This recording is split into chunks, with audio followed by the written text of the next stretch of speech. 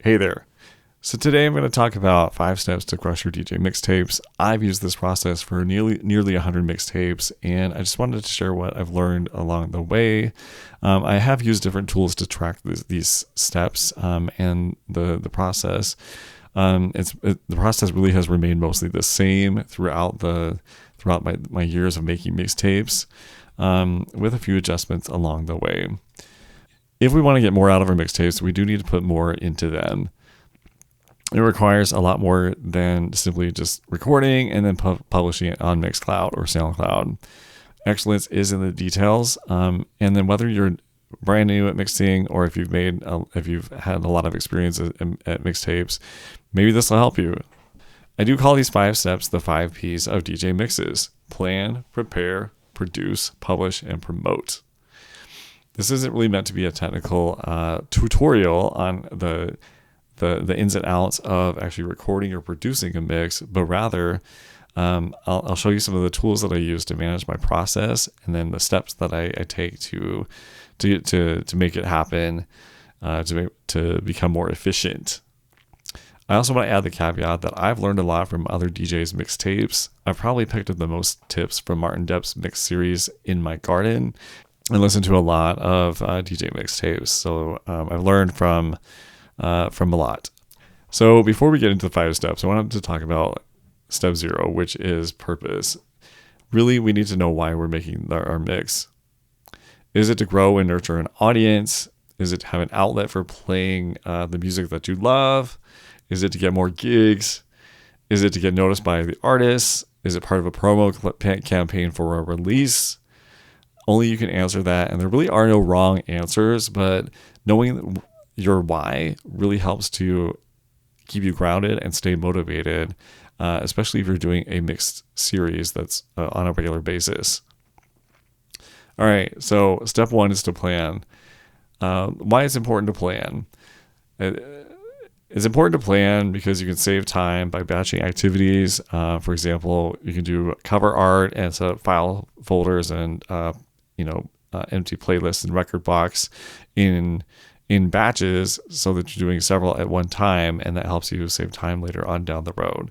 And then also planning helps you with knowing the tasks that you need to accomplish and breaking down tasks. I have found that breaking down tasks into micro tasks really helps me to stay focused and helps to keep me on track. And then if I do get interrupted, by having a set of micro tasks to refer to, I can know exactly where I left off if I do get interrupted.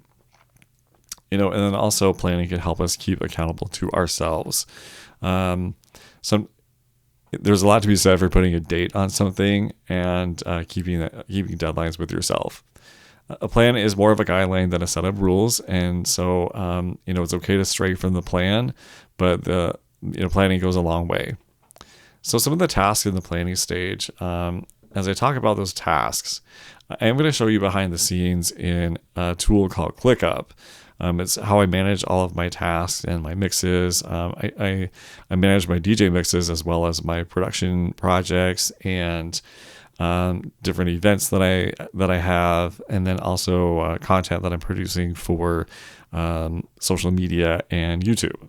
And so ClickUp really helps me as a DJ producer who's busy also trying to manage family life and work responsibilities. So the first thing that you want to do is choose a title. Don't overthink this. It really just needs to be something simple and effective. For example, my mixtape series is called Refuel Your Soul. It's just 3 words. It includes my DJ name, and then it also acts as kind of a call to action as well. If you're planning on working on multiple mixes ahead of time, a meaningful title can help you stay organized. And even if you're not actively working on those mixes, just having titles for different mixes and knowing like an episode number, things like that, really helps you to stay organized. And then the next task for the planning stage is to schedule publish dates and then list all of your tasks that you need to accomplish. Scheduling your mix helps to ensure that you stay accountable to yourself and that the mix deadline doesn't creep up on you. Keeping track of the deadline is especially helpful if you're making mixes for as a guest for radio shows or for other mix series. In task management apps, I use the due date as the publish date that I plan to publish the mixtape. All right, so another task that you need to complete is creating a project folder and subfolders. So this probably seems obvious, but staying organized is critical to keeping a clear mind and being efficient. With mixed projects, surprisingly, files can accumulate quickly, so I've organized them into subfolders. Some of the folders that you'll typically need are things like production, artwork, exports, playlists, and video. And then the other thing that you'll want to do in the planning stage is create cover art. One time saving tip that I have for you is when you create cover art, batch that activity and then create cover art for multiple episodes at a time. So like, for example, like if you're doing a mix series, or even if you're not doing a mix series, if you create the cover art for your next 4 or 5 mixes in advance, that can actually save you time rather than having to create cover art for each time that you work on a mix. So I'm taking you behind the scenes in ClickUp to show you how I keep everything organized for my mixtape projects. I've created a few example tasks with the titles of the mixes, and I like to plan a few mixtapes in advance so that I can save time, be more productive and efficient, and batch certain activities. I'm gonna go ahead and expand the first task here to show you the subtasks that I've already added all the steps from a template. So you've got the planning stage, choosing a title, etc., and on through the 5 steps that we've been talking about. Now I need to actually schedule my mixes. Since I already created the title, I'm going to go ahead and use the calendar view to schedule my mixes. So I've got a list of mixtapes over here that have not yet been scheduled. And so since I'm planning a month in advance, let's just say that, for example, I'm going to plan for June, I'm going to click and drag each one of these task titles over to the date that I want to publish the mixtape. So for example, on mixtape number 1, I'm going to drag that over to June 7th. And let's just say that I'm on a weekly schedule for my mixtapes. And then I'll take mixtape number 2 and schedule that for the 14th. And then I'll take mixtape 3, schedule that for the 21st. And then number 4 for the 28th. Now that I have due dates, I'm actually ready to work. I'm going to go ahead and go over to board view. And so this is the board view in ClickUp, and I've actually set this up so that it is displaying the columns by the custom field that I have set up for the status. I don't really have a backlog of mixes. I have this lane here just in case I want to start planning a few more titles in advance, or if I have some guest mixes in the future that are months down the road, I'll typically add that to my backlog. But since I don't need that lane right now, I'll just go ahead and collapse that. And then since I'm going to plan a couple of mixtapes in advance and prepare those in advance, I'm going to go slide each one of those over to the next lane in the board.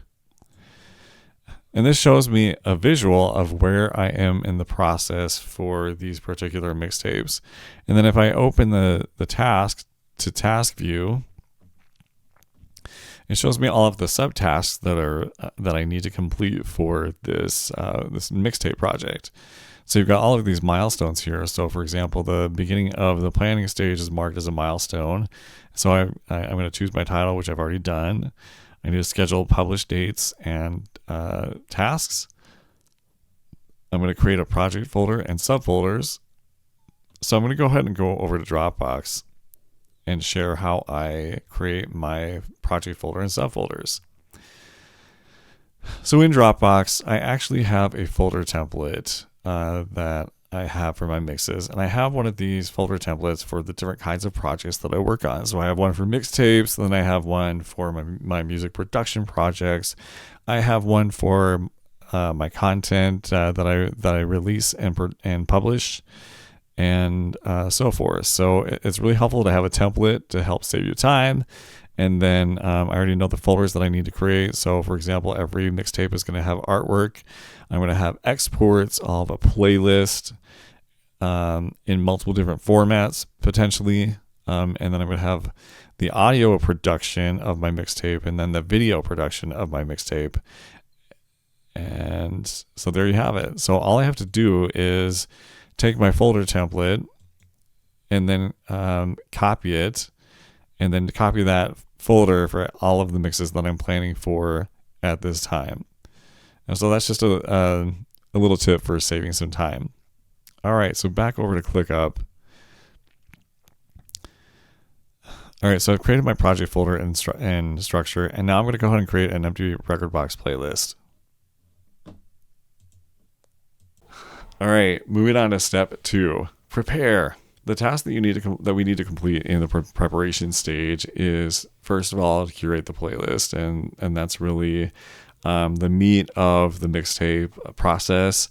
Track selection is the most important part of the mix. It's even more important than having seamless transitions and then executing good technical skills. I feel that's my opinion. And it's not just the tracks, it's the sequence and the flow of tracks that plays an important role in the overall experience for your end user or your listener. All right, so I will say that before I create a mix, I'll audition the tracks in rekordbox and play around with transitioning from one track to another to see how well they flow. If the transitions aren't flowing very well, I'll experiment with different tracks until I find tracks that work well together. And this is before I even record or produce the mix in an app like Ableton Live. Some might argue that it's important to be spontaneous and just let things flow organically. I do get that, but at the end of the day, it's important to start with a plan and have an idea of what you're going to include in your mixtape. At the very least, you could have an idea for a beginning, a middle, and an end of your mix, and then work around that and throw tracks in as you see fit. Once you've curated the playlist and you're set and you feel good about it, export the playlist as a text file. Now, I will say that one caveat here is that I'm actually assuming that you're going to plan all of your tracks out in advance with this next step. So once you have the playlist done, you need to export it as a text file. That way you can reference it later. And you can add descriptions when you upload the final mix to platforms like SoundCloud, Mixcloud, and even YouTube. To make things easier for myself, I'll actually copy and paste the track list or the playlist to a spreadsheet so that I can add any notes and then later add timestamps of where each track starts. All right, so now I'm going to go ahead and export my playlist in rekordbox and paste it to a spreadsheet. I'm going to show you the spreadsheet that I have first, and it's essentially got some columns that match up with the playlist, the same columns that I have in my playlist, which you'll see in a minute, and then I also have an extra column for mix. And one of the reasons why I do this is that it makes it easier to copy and paste the tracks and artists and the timestamps into an application like Mixcloud when you're uploading it, Mixcloud, by having it in a spreadsheet. Also, I just like to keep a record of my mixes so that I don't,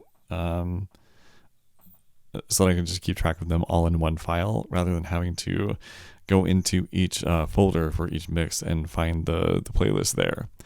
So I have, like I said, the same columns that I have in my playlist, and then I have this other column over here, which is really just a formula that strings together a few of these fields, which you'll see in here in just a minute. So let me go ahead and go over to rekordbox, and I've got my playlist set up here. So now I'm just going to go ahead and right click on the name of the playlist. I'm going to click export a playlist to a file, and then export a playlist to a file for Qvo. And then I'm going to select the location of where I want that to end up. So I actually want it to end up here. I'm going to click save. And yes, I do want to replace it. And then now I want to actually open the file. So I've got the file open. And then I want to select everything in this file except for the top line there. And then I'm going to copy all of this data here. I'm going to go over to my spreadsheet.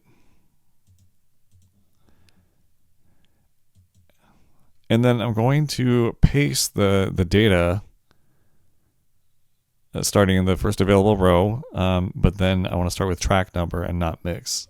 And then I'm going to paste by pressing Control V on Windows or Command V on a Mac. And then I'm just going to add the mix name in here, and that's going to be 5 Steps Mixtape number 1. And then I'm going to go ahead and populate all of those fields. And actually, I'm just going to paste it here.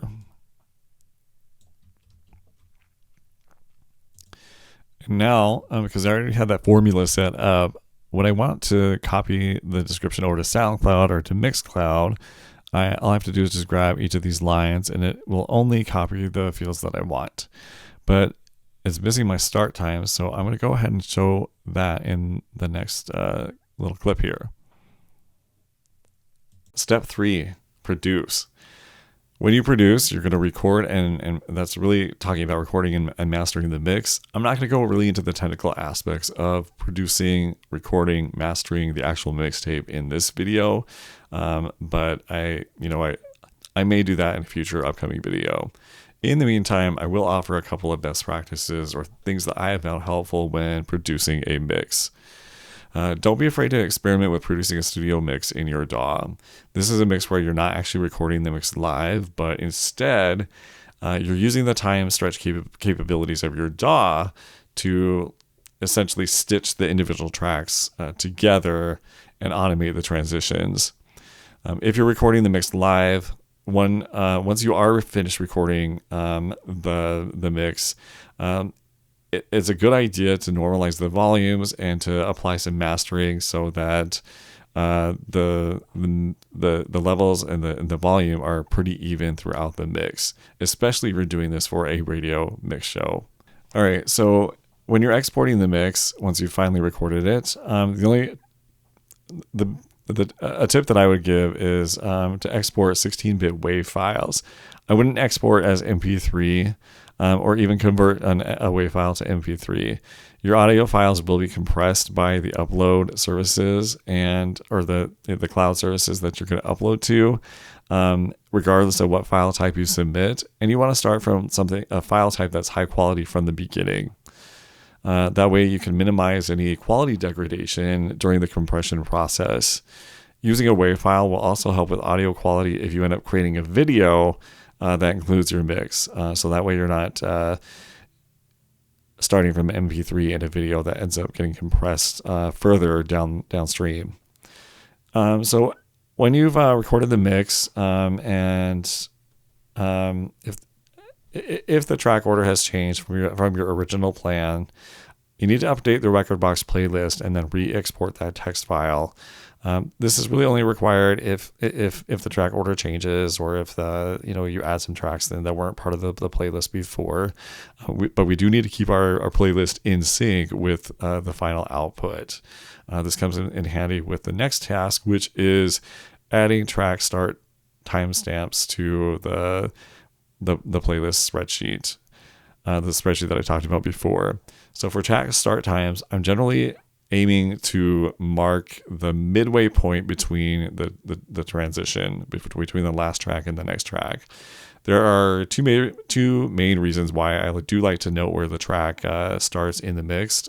And one is that it helps listeners easily identify the track if they want to know. So if they're listening to the mix and they really like a track, they can refer to the chapter or the information that's on Mixcloud, or if you're on SoundCloud, or if they're on SoundCloud, they can look at the description at the timestamp of where they are in the mix and identify what track they are listening to. All right, so I want to enter the start time or the timestamps for each of the tracks, and for this, I'm actually just going to aim for the about the midway point between the midway point of the transition. And then I've already just copied and pasted. I already have like some demo times, and these are obviously not real times. These are all really even, but this is where the start time of each new track is, and this is helpful for when pasting into Mixcloud and YouTube, as Mixcloud will show the map of the track or the mix, and then in YouTube, when we add these time markers or these timestamps, the YouTube will automatically create chapters for us, which you'll see here in a little bit. All right, so in my YouTube video, you'll see that there's these chapters that are already created because I added the timestamp to the description. All right, so another step that you'll want to do is writing the description of the mix. A lot of times we think that the description isn't important because no one reads it, but some people do actually read the description, especially when the description includes the playlist with the track start times.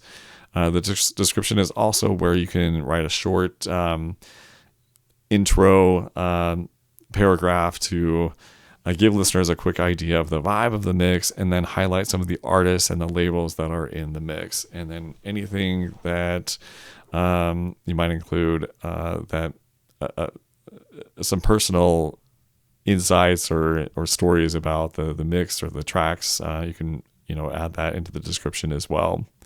All right, another step is creating a video, and of course this is optional, but if you do want to take your mix up to another level for potential reach and discoverability, one way to do that is to create a video version of your mixtape for YouTube. And I'll say that because YouTube is the biggest platform for music discovery. More people listening to music on YouTube than any other platform, believe it or not. I'll just say that making a video to accompany your mix, it doesn't have to be complicated. You don't have to add like a ton of graphics to it. It really can be something just as simple as the cover art with your audio, and then the cover art is displaying for the entire length of the mix. I've done that and uploaded my mixes to YouTube, and it's worked really well, and I've had some people discover my mixes that way. Many video editing apps are available for this. They range from free to hundreds of dollars. I've actually made simple videos using Photoshop. Photoshop does have some basic video editing capabilities, and so that's an option to look into. It just made sense for me because I already have a Photoshop subscription and I use Photoshop for other things, and so I use Photoshop for videos. I also talked about Canva before for creating cover art, and Canva does also have an option for creating videos. So that's another platform that you may want to explore for creating videos. I don't have any personal experience with that, so I can't really recommend it, but I've heard really good things about Canva and the things that you can do with it. It's pretty cool what you can do with some free tools. All right, so moving on to step 4 of the process, and that is the publishing phase. Publishing is pretty straightforward. It's really how we share our mixtapes with the world, and there are so many platforms that we can publish our mix on. You're familiar with Mixcloud and SoundCloud, and then there's hearthis.at. They're all great options. I personally post to YouTube, Mixcloud, and SoundCloud for my Refuel Your Soul mix series, which is on hiatus right now, but I will get back to it at some point. All right, so I'm actually going to reiterate that including the track list in your media, so on your whatever platform you use, if you include the track list in the description, it really elevates the experience for your listeners. And so I actually know some house music lovers who listen to a lot of mixtapes, but they immediately skip over mixes that don't have a track listing because they're listening to the mixes so that they can discover music, and they're not able to do that as easily if the track list is not included. All right. So another step in this, or another task in this step, is to publish to YouTube. There really isn't much difference publishing from one platform to another, but I typically start with YouTube since that is the largest file and often takes the most time to upload. All right, so with the descriptions, I am adding a little bit of intro text and then the full track list with the timestamps, the artist, and the track title. I do have them numbered in the order that they appear in. And as I mentioned, when we do this, YouTube will automatically create the chapters for us. So publishing to SoundCloud is also pretty straightforward. We upload the track with the description, including the track list and timestamps. I think it's beneficial to also add mixtapes on SoundCloud to a playlist. The same thing with YouTube. So after you've uploaded your mix to SoundCloud or YouTube, include it in a playlist so that for YouTube, it's more discoverability, and then for SoundCloud, it helps you to stay organized. So publishing to Mixcloud, same thing. It's pretty straightforward. But one thing that I've learned about publishing to Mixcloud is that they've actually disabled the track list for non-paying users. And so a workaround that I learned from Martin Depp is to paste the track list in the comments of the landing page for that mix. Step 5 or phase 5 is promote. So some of us might stop at publishing. We put our mix up and then we hope that people will discover it, or we kind of count on the notifications of the platform that we publish to publish to our listeners or our followers. But there really are so many mixes out there that we really shouldn't be relying on the publishing platforms to help promote the mix or get the word out that the mix is available. To promote our mixtapes, we need to take it a step further and share the mix to social media, our website, blog, email list, etc. I've experimented with varying degrees of how much effort I put into promotion, and I really don't have any good data on what is the most effective. When I start doing mixes again regularly, I'll keep experimenting with different tactics, and I would encourage you to do the same thing. At a bare minimum, each promotional post to social media should include the cover art, the description with the track listing, and a link to the mix. So a task in this step is to write captions. Writing captions is pretty straightforward. A lot of times it's the intro paragraph and then the track list description. But like I said, you might want to just include like a highlight of the different artists that are in the mix, and then maybe mention some labels, and then some personal insights. You may also want to optionally create some supplemental media that highlights the music in the mix. So for another post or another social media post, you might want to create a quick 1-minute video clip, or a video that includes clips of each track in the mix.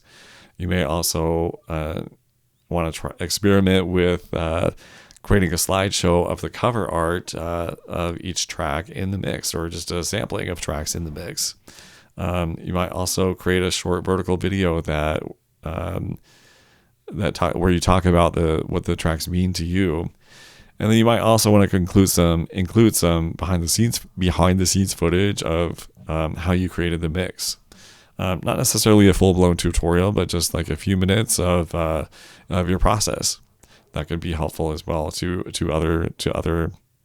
your listeners and others who may discover your mix. All right, another task is scheduling social media posts. When you're ready to post to social media accounts, you can save time and schedule the posts in advance to multiple platforms by using a tool like later.com. And I actually use Later for my social media scheduling. Facebook allows scheduling posts for pages, but not for profiles. And so these scheduling apps like later.com, you can have that post to your Facebook profile or your Facebook page. And then when the scheduled date and time arrives and it posts to your platform, you can then later just easily share the Facebook page post to your Facebook profile and it saves you time without having to natively upload the content to to your Facebook profile. All right, so another task that we need to complete in this step is creating a blog post on your website. And I shouldn't say you need to do this. I've done this. I haven't done this. It is a free outlet that sometimes gets overlooked. It's your website is something that you have a lot more control over than the social media, so I wouldn't necessarily discount that.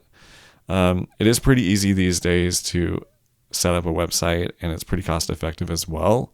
And as I said, we have way more control over our website content than we do over social media.